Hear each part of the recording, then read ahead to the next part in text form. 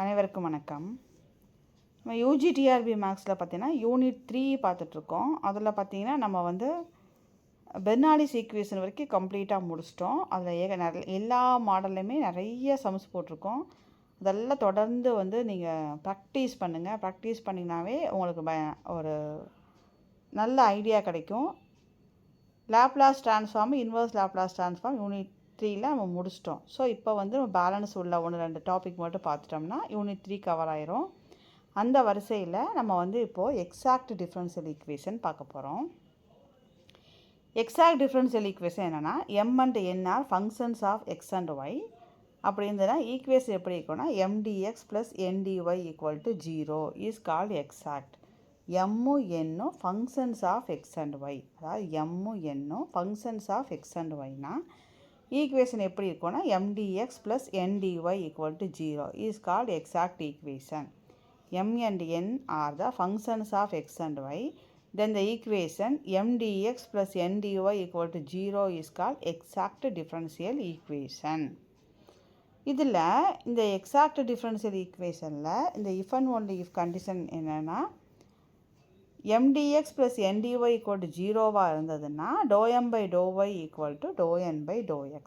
அதே மாதிரி m by y equal to n by x இருந்ததுன்னா mdx plus ndy equal to 0. So mdx plus ndy equal to 0 இருந்தது அப்படின்னா m by y equal to n by x. இதை ஞாபகம் வச்சுக்கோங்க, n by x. அடுத்தது இந்த ஒர்க்கிங் ரூல்னால் என்னென்னா 4 step இருக்குது. இந்த ப்ராப்ளமை எப்படி நம்ம சால்வ் பண்ண போகிறோம் அப்படிங்கிறதுக்கு ஒரு 4 ஸ்டெப் இருக்குது. அந்த 4 ஸ்டெப்பு என்னென்னா ஃபஸ்ட்டு ஒன்று என்னென்னா வெரிஃபை பண்ணிக்கணும். நம்ம எம்டிஎக்ஸ் ப்ளஸ் என்டிஒய் இஸ் எக்ஸாக்டா அப்படின்னு நம்ம ஃபஸ்ட்டு வெரிஃபை பண்ணிக்கணும். அப்போ எப்படி வெரிஃபை பண்ண முடியும்? m by y equal to n by x ஆன்னு ஃபஸ்ட்டு வெரிஃபை பண்ணிக்கோங்க. m by y equal to n by x ஆன்னு ஃபஸ்ட்டு வெரிஃபை பண்ணிக்கோங்க. அடுத்த ஸ்டெப் என்ன பண்ணுறோன்னா இன்டகிரேட் பண்ணுறோம். எம்மை வந்து வித் ரெஸ்பெக்டிவ் எக்ஸ் ஆகவும் இன்டகிரேட் என்னை வந்து வித் ரெஸ்பெக்டிவ் ஒய் வச்சும் நம்ம இன்டகிரேட் பண்ணுறோம். அதாவது இந்த டிஎக்ஸ்க்கு பக்கத்தில் வருது இல்லையா, அதுதான் எம்மு. டிஒய்க்கு பக்கத்தில் வருது இல்லையா, அதுதான் என்னு. இந்த எம்மை வந்து வித் ரெஸ்பெக்ட் டு எக்ஸ் வச்சு இன்டகிரேட் பண்ணுறோம். அதில் வந்து டேக் ஒய் as கான்ஸ்டன்ட். அதே மாதிரி என்னை வந்து integrate with respect to y பண்ணுறோம், நாட் இன் எக்ஸ். அதுக்கப்புறம் இன்டகிரேட் பண்ணி முடிச்சதுக்கப்புறம் என்ன பண்ணால் சொல்யூஷன் என்னென்னா இந்த இன்டகிரல் எம்டிஎக்ஸ் பண்ணோம் இல்லையா, இன்டகிரல் என்டிஒய் பண்ணோம் இல்லையா, இது வித் ரெஸ்பெக்ட் டு எக்ஸு, இது வித் ரெஸ்பெக்ட் டு ஒய் பண்ணோம். அது ரெண்டையும் ஆட் பண்ணி ஈக்குவல் டு சி போட்டுருவோம். இதுதான் வந்து சொல்யூஷன். இதுதான் ரூல்ஸ், 4 ரூல். ஃபஸ்ட்டு என்ன நம்ம கண்டுபிடிக்கணும்? m by y equal to n by x ஆன்னு கண்டுபிடிக்கணும். ஈக்குவலாக இருந்தால் தான் நம்ம அடுத்து ஃபர்தராக ப்ரொசீட் பண்ண முடியும்.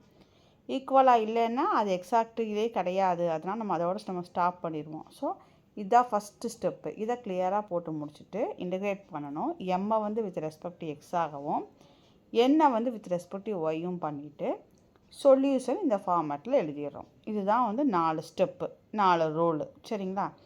இப்போ நம்ம சம் ஒன்று பார்த்தோம்னா உங்களுக்கு கிளியராக புரியும். இது பாருங்கள், சால்வ்னு கொடுத்துட்டு சம் கொடுத்துருக்காங்க.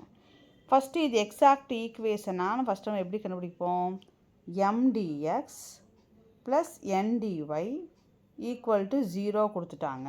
So m d x plus n d y equal to 0. So இது வந்து ஒரு exact equation.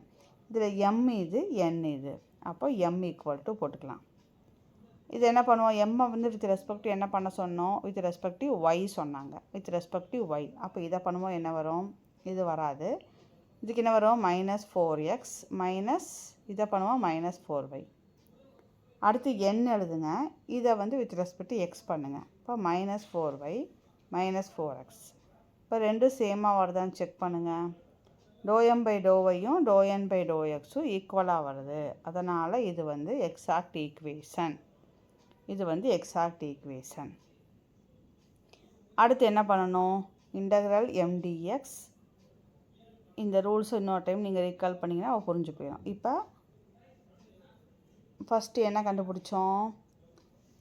m by y equal to n by x verify பண்ணணும். வெரிஃபை பண்ணி முடிச்சிட்டோம். இப்போ அடுத்த ஸ்டெப்பு செகண்ட் ஸ்டெப் பண்ண போகிறோம். இன்டகிரேட் பண்ண போகிற எம்மை வித் ரெஸ்பெக்ட் டு எக்ஸு, அதுக்கப்புறமா இன்டகிரேட் பண்ணணும் என்ன வித் ரெஸ்பெக்ட் டு ஒய். சரிங்களா? இப்போ நம்ம செகண்ட் ஸ்டெப் பண்ண போகிறோம். இது இப்போ ஃபஸ்ட்டு தான் முடிச்சிருக்கோம். அடுத்து இப்போ இன்டகிரல் எம்டிஎக்ஸ் பண்ண போகிறோம். அப்போ எம் எழுதிக்கலாம் டிஎக்ஸ். இப்போ இதை வந்து வித் ரெஸ்பெக்ட் டு எக்ஸ் பண்ணும்போது என்ன வரும்? எக்ஸ் ஸ்கொயர்டை பண்ணால் எக்ஸ் கியூப் பை 3. இதை பண்ணும்போது என்ன வரும்?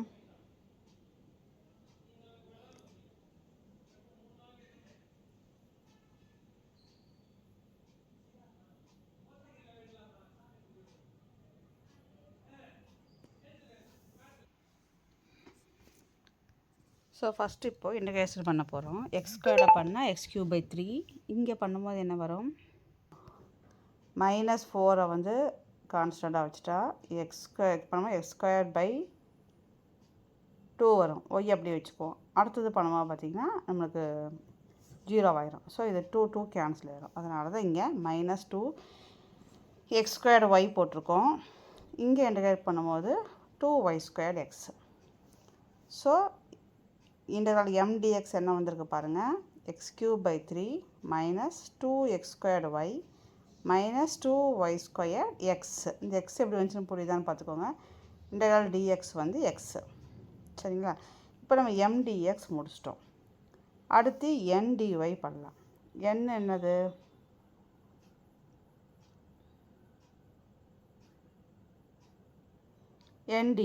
என்டிஒய் பண்ணும்போது n வந்து என்ன எடுக்கணும்? n = y². ஏன்னா இந்த எக்ஸு இல்லாத டேர்மு தான் நம்ம எடுப்போம். இந்த ரூல்ஸ் பார்த்திங்கன்னா உங்களுக்கு புரிஞ்சிருக்கும். Not in x. இப்போ எக்ஸு இல்லாத டேர்ம் மட்டும்தான் எடுப்போம்.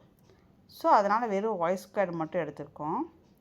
ஸோ அதை வந்து வித் ரெஸ்பெக்டிவ் ஒய் பண்ணும்போது y³ பை 3 ஆயிடுச்சு. ஸோ சொல்யூஷன் பார்த்தோம்னா இந்த ஆன்சரையும் ப்ளஸ் போட்டு எழுதி = C. இதுதான் இந்த 4 ஸ்டெப்பு. இன்னும் ஒரு வாட்டி இந்த சம்மை ரிப்பீட் பண்ணிடலாம். ஏன்னா ஃபஸ்ட்டு சம்மை நல்லா தெளிவாக பார்த்துட்டோம்னா பேலன்ஸ் சம்மெலாம் நீங்களாகவே போட்டுடலாம். நம்ம போடணுன்னு அவசியம் இல்லை. உங்களுக்கு கிளியராக புரிஞ்சிடும்.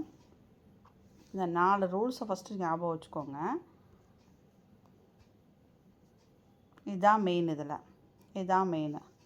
ஃபஸ்ட்டு வந்து வெரிஃபை பண்ணிக்கணும். MDX + NDY வந்து எக்ஸாக்டான எப்படி வெரிஃபை பண்ண முடியும்? ∂M/∂yயும் ∂N/∂xயும் ஈக்குவலாக இருக்கும்.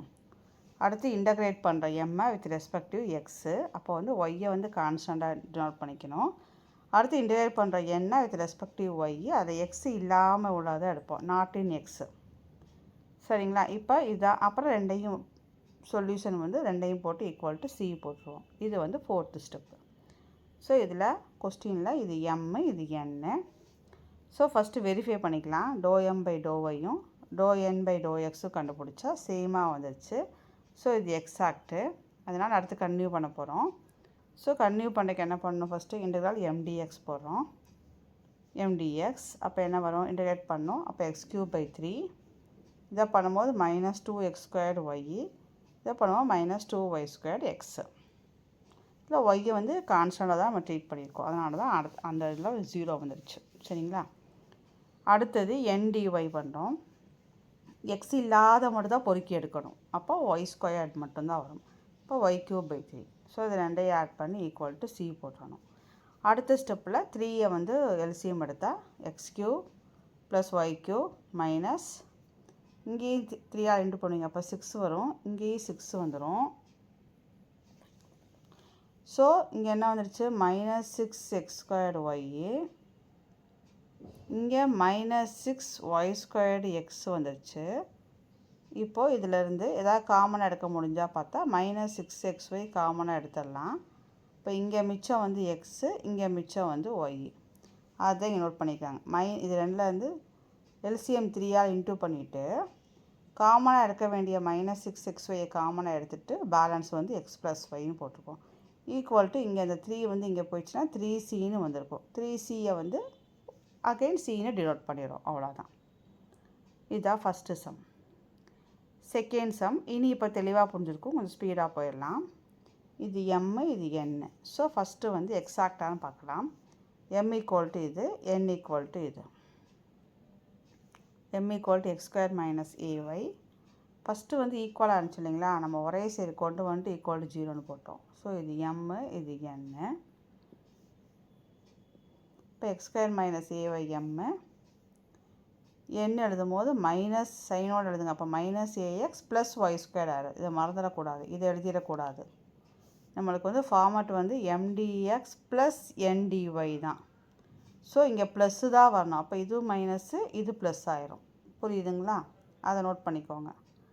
அடுத்தது ∂m/∂y போடுவோம். மைனஸ் ஏ வருது. ஏன்னா வித் ரெஸ்பெக்டிவ் ஒய் பண்ணும்போது இங்கே வந்து 0 ஆயிரும். ஸோ மைனஸ் ஏ. அடுத்து ∂n/∂x போடும்போது இங்கேயும் மைனஸ் ஏ தான். ஸோ இது ரெண்டு equal. So first rule satisfy ஆயிடுச்சு, அது ஓகேவாயிடுச்சு. ஸோ எக்ஸாக்ட் ஆயிடுச்சு. ஸோ இன்டெக்ரல் எம்டிஎக்ஸ் போடலாம். அப்போ integral x square minus a y d x. இப்போ இன்டெகிரேட் பண்ண போகிறோம் with respective x. So x ஸ்கொயர்டை பண்ணால் x³/3 மைனஸ் ஏஒய்யை பண்ணால் ஏஒய் எக்ஸு. இது அப்படியே இருக்கட்டும். அடுத்து NDY பண்ண போகிறோம். NDYக்கு என்ன வந்துச்சு, minus a x plus y squared. ஆனால் நம்ம இங்கே என்ன மட்டும் தான் போட போகிறோம், ஒய் ஸ்கொயர்டு தான். ஏன்னா மைனஸ் ஏஎக்ஸ் ப்ளஸ் ஒய் ஸ்கொயரில் இது ரிஜெக்டட், ஒமிட்டட். ஏன்னா எக்ஸ் வரக்கூடாது, நாட் எக்ஸ் வரக்கூடாது. ஸோ இதை மட்டும் எடுத்துருக்கோம். ஸோ இதை இன்டெகிரேட் பண்ணால் y³/3. ஸோ இது ரெண்டையும் வந்து ஆன்சரை வந்து என்ன பண்ணுவோம், சொல்யூஷனை ஆட் பண்ணணும். ஸோ இது ரெண்டையும் ஆட் பண்ணியிருக்கோம். அதே மாதிரி தான் எல்சிஎம் எடுக்கிறோம். அப்போ x³ + y³ minus 3ayx equal to 3cன்னு வரும். 3cயை cன்னு போட்டுக்கலாம், நம்ம இஷ்டம் தான். சரிங்களா? இப்போ கொஞ்சம் ஈஸியாக இருக்கும்னு நினைக்கிறேன். Third some mdx plus ndy. இங்கேயும் குழம்பக்கூடாது, mdxு. எக்ஸு பாருங்கள் இங்கே கொடுத்து வச்சுருக்காங்க. நம்ம எடுத்தோட இதை போட்டக்கூடாது, அவசரத்தில் ஒரு பதட்டத்தில் போட்டக்கூடாது. நல்லா பார்த்துட்டு போடுங்க. இப்போ இங்கே எம் வந்திருக்கு, இங்கே என் வந்திருக்கு. அப்போ mdx. இப்போ எம்மி கோட் எழுதிக்கோங்க, இது என்ன. அப்போ ∂m/∂y வித் ரெஸ்பெக்டிவ் ஒய் பண்ணுறோம். அப்போ 1. ∂n/∂x வித் ரெஸ்பெக்டிவ் எக்ஸ் பண்ணுறோம். அப்போ அதுவும் 1. ஸோ இது வந்து சேம் ஆயிடுச்சு, அதனால் இது எக்ஸாக்ட்டு. அடுத்து இந்த mdx பண்ணுங்கள். ஸோ இதை வந்து வித் ரெஸ்பெக்டிவ் எக்ஸ் பண்ண போகிறோம். அப்போ என்ன வரும், yx ப்ளஸ் இதை வந்து